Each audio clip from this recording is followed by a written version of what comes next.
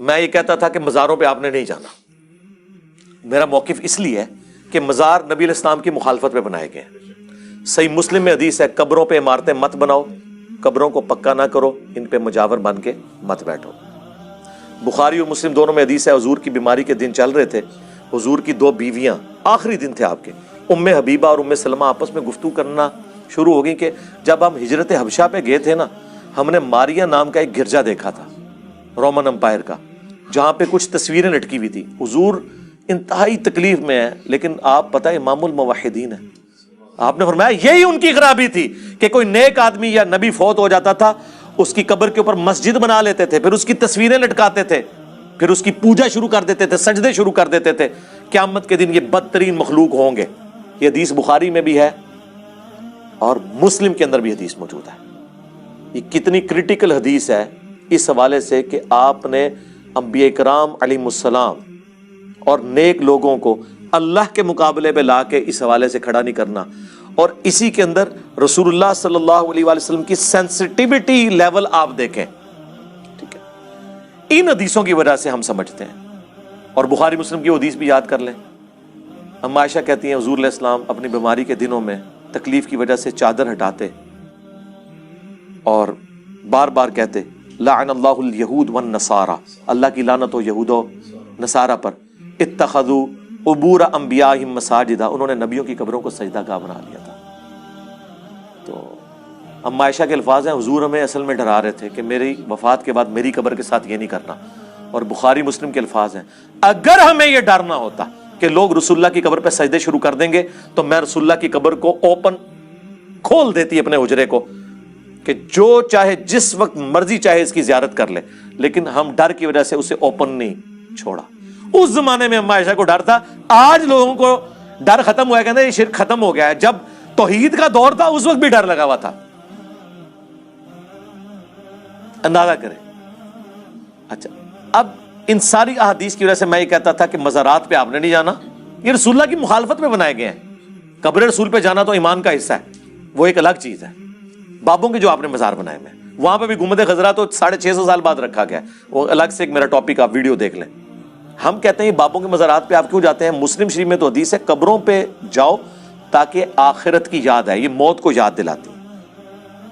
قبروں پہ جانا ہے, مزاروں پہ تو نہیں جانا. مزاروں پہ کون مزاروں پہ تو آپ کی عزتیں لوٹتی ہیں, آپ کی جیبیں کٹ جاتی ہیں.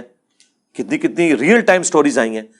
جتنی ہیروئن چرس بہترین قسم کی وہ آپ کو انہی جگہوں سے ملتی ہیں. یہ تو اڈے بنے ہوئے ہیں. ویسے یہ بھی پوچھنا چاہیے بزرگوں نے اپنی ڈیوٹی کیوں نہیں پوری کی؟ کہتے ہیں نا جناب لاہور فلانے نے سنبھالیا ہے, کراچی فلانے نے سنبھالیا ہے, چنگا سنبھالیا ہے, وہ مزار دے ہوتے ہی سارے پٹھے کام ہو رہے ہیں.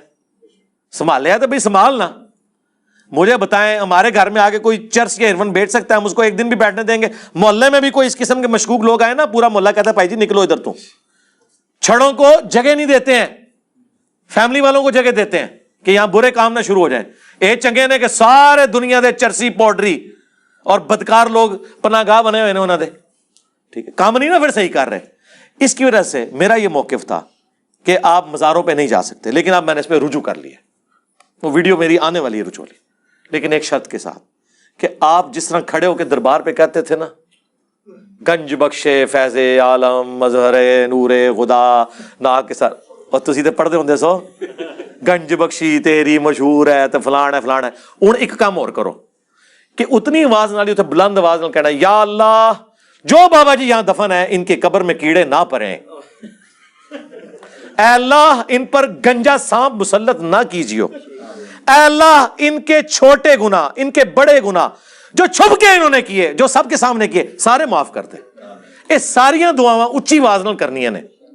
ان کو عذاب قبر سے بچا, قیامت والے دن ان کی پھینٹی نہ لگے. ہاں, قیامت کے دن جب یہ ننگے اٹھائے جائیں تو اے اللہ ان کو کپڑے دے دینا. اے ساری دعاواں کٹھیاں کر کے کرو بلند آواز نہ, جاؤ جس مزار تے جانا جے, میں تو غیبانہ نماز جنازہ پڑھ دوں گا. ظاہر اینڈ رزلٹ یہی ہونا ہے نا. اس کے بغیر اگر آپ جاتے ہیں پھر کوئی اجازت نہیں ہے. تو میں رجوع کرتا ہوں الحمدللہ, یہ میں نے اس پہ بھی رجوع کیا ہے, اور چیزوں پہ میں رجوع کرتا ہوں الحمدللہ. اور مجھے رجوع کی ایسا اتنی ضرورت اس لیے نہیں پڑتی کہ میں نے خود ہی اعلان برات کیا ہوا ہے اپنے انٹرویو کے اندر مجلس 100 میں، مجلس 50 میں جو آیت اور حدیث پیش کروں ایگزیکٹ جو اس میں چیزیں موجود ہیں آپ اس کو فالو کریں، ہم بری الذمہ ہو جاتے ہیں یہ بتا کے. اگر آپ سمجھتے ہیں اس میں یہ بات یوں نہیں یوں تھی، آپ اس کو فالو کریں. ہم نے کون سا اپنی تعلیمات یا ملفوظات لانچ کیے ہیں؟ ہم تو قرآن و سنت بتاتے ہیں، آپ اس کی طرف رجوع لائیں. تو الحمدللہ میں نے داڑھی کے مسئلے میں رجوع کیا. پہلے میرا موقف تھا کہ مٹھی کے بعد داڑھی رکھنا افضل ہے، پھر میرا موقف آیا کہ نہیں، مٹھی کے بعد داڑھی رکھنا افضل نہیں ہے. افضل یہ ہے کہ جو یہ سمجھتا ہے کہ نبی الاسلام کی داڑھی مٹھی سے نہیں بڑھی، میں نہیں بڑھنے دوں گا، اس کے لیے مٹھی افضل ہے، جس نے عبداللہ بن عمر، ابن عباس اور ابو ہریرہ. اور جو کہتا ہے کہ حضور کی تو نیچرل مٹھی تھی، ان کو کاٹنے کی ضرورت نہیں پڑی، میری نیچرل مٹھی سے بڑھ گئی ہے، تو میں حضور کے اس اسپیکٹ کو فالو کروں گا کہ جتنی میری نیچرل ہوگی میں اسے نہیں کاٹوں گا، اس کے لیے وہ افضل ہے. کاٹنے والا بھی افضل ہے کہ میں حضور سے لمبی نہیں ہونے دوں گا. اور دوسرا کہہ رہا ہے کہ نہیں حضور کی تو نیچرل تھی، اب مجھے بھی ضرورت نہیں پڑتی، چاند ایک بال ہی مٹھی سے زیادہ ہے، میں نے تو کبھی نہیں کاٹی، تو ضرورت ہی نہیں پڑی. تو اس طرح کا میں نے رجوع کیا اور کئی ایک باتوں کے اوپر.